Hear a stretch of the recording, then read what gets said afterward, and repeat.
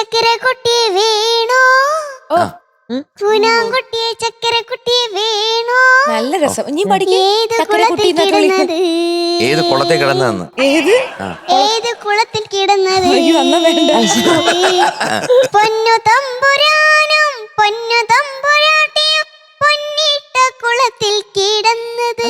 അതാണ് full of gold ആണ് കുളം മുഴുവൻ. പൂനാങ്കുട്ടിയെ ചക്കര കുട്ടിയെ വേണോ?